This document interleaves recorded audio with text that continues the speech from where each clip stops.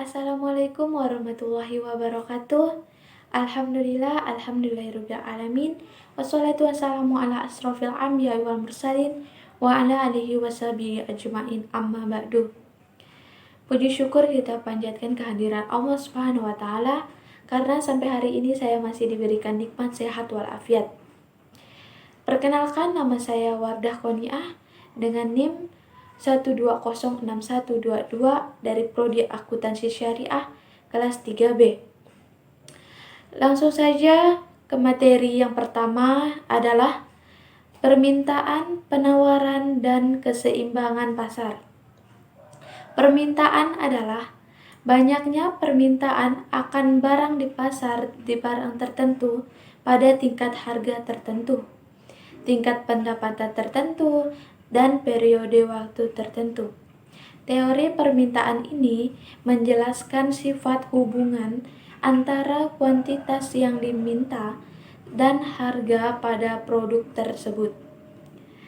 Dalam hukum permintaan ini dijelaskan sifat hubungan antara permintaan suatu barang dengan tingkat harganya.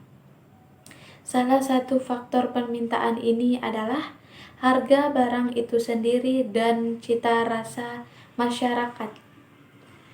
Permintaan juga berfungsi sebagai suatu kajian matematis yang digunakan untuk menganalisis perilaku konsumen dan harga. Sedangkan penawaran adalah banyaknya barang yang ditawarkan oleh penjual pada suatu pasar tertentu, periode tertentu, dan pada tingkat harga tertentu. Penawaran ini juga berfungsi sebagai persamaan dan menghubungkan menunjukkan harga barang di pasar dengan jumlah barang yang ditawarkan oleh produsen. Dan yang terakhir yaitu keseimbangan pasar. Keseimbangan pasar adalah suatu kondisi ketika terjadi keseimbangan antara produk atau jasa yang diminta maupun yang ditawarkan dalam harga tertentu. Selanjutnya yaitu materi yang kedua adalah elastisitas. Elastisitas adalah perbandingan perubahan proporsional dari sebuah variabel dan variabel lainnya. Dengan kata lain, elastisitas mengukur seberapa besar kepekaan atau reaksi konsumen terhadap perubahan harga. Elastisitas permintaan adalah suatu alat atau konsep yang digunakan untuk mengukur derajat kepekaan atau respon perubahan jumlah atau kualitas barang yang dibeli sebagai akibat perubahan faktor yang mempengaruhinya. Salah satu faktor yang mempengaruhi elastisitas harga permintaan yaitu tersedia atau tidaknya barang pengganti pada pasar tersebut. Sedangkan elastisitas penawaran ialah perbandingan antara seberapa besar perubahan jumlah barang yang ditawarkan, seberapa akibat perubahan harga tersebut.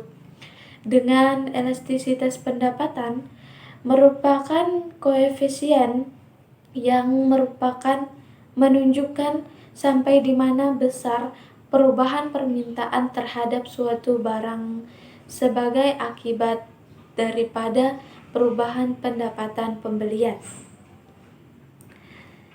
Selanjutnya yaitu materi yang ketiga tentang perilaku individu. Perilaku individu adalah suatu fungsi dari interaksi antara individu dengan lingkungannya. Individu membawa tatanan dalam organisasi dalam berupa kemampuan, kepercayaan pribadi, pengharapan kebutuhan, dan kemasyarakatan lainnya. Pertimbangan seseorang dalam melakukan sesuatu tindakan dengan memperhitungkan beberapa faktor. Salah satunya yaitu daya tarik dari hasil nampaknya sebagai hal yang sangat menaikkan pelaksanaan kerja. Perilaku individu dalam perspektif Islam, psikologis individu yang ditampilkan dalam ruang landasan sosial yang dijadikan prinsip utama yang dalam bermacam-macam yang berbasis agama dalam psikologis yang biasa dikenal dengan psikologis Islam. Selanjutnya yaitu materi yang keempat tentang produksi. Teori produksi adalah teori yang menjelaskan hubungan antara tingkat produksi dengan jumlah-jumlah faktor-faktor produksi dan hasil penjualan outputnya. Faktor-faktor produksi ada 4, yaitu yang pertama faktor alam, faktor tenaga kerja, faktor modal, dan faktor kewirausahaan. Terdapat pula pandangan produksi dalam Al-Quran dan hadis, sebagaimana Allah berfirman dalam surah Al-Quran surah Al-Anbiya ayat 80 yang artinya yaitu, dan telah kami ajarkan kepada Daud membuat baju besi untuk kamu guna memelihara kamu dalam peperanganmu. Maka hendaklah kamu bersyukur kepada Allah Subhanahu wa Ta'ala. Selanjutnya yaitu materi yang kelima adalah tentang pasar persaingan sempurna. Pasar persaingan sempurna dapat didefinisikan sebagai suatu struktur pasar atau industri di mana terdapat banyak penjual dan pembeli, dan setiap penjual ataupun pembeli tidak dapat mempengaruhi keadaan pada pasar. Salah satu ciri-ciri pasar persaingan sempurna yaitu perusahaan adalah pengambilan harga dan setiap perusahaan mudah keluar atau masuknya.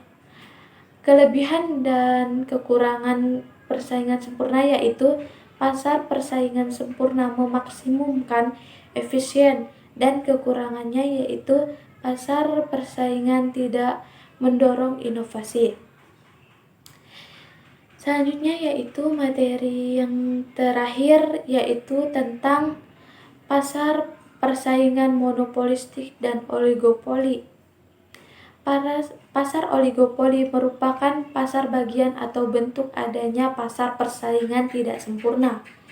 Pasar oligopoli juga merupakan bentuk pasar yang dikuasai oleh beberapa perusahaan dalam usaha menawarkan satu jenis produk tertentu. Sedangkan pasar monopolistik adalah salah satu bentuk pasar di mana terdapat banyak produsen yang menghasilkan barang serupa, tetapi memiliki perbedaan dalam beberapa aspek. Salah satu kelebihan pasar monopolistik adalah banyaknya produsen di pasar memberikan keuntungan bagi konsumen untuk dapat memilih produk yang terbaik bagi produsen tersebut. Sedangkan kekurangannya adalah dibutuhkan modal cukup besar untuk masuk pada pasar monopolistik karena pasar persaingan pemainnya memiliki skala ekonomis yang cukup tinggi atau cukup besar. Mungkin sekian materi yang dapat saya sampaikan. Jika ada salah kata atau kurang lebih materinya, saya mohon maaf. Wabillahi taufiq wal hidayah. Wassalamualaikum warahmatullahi wabarakatuh.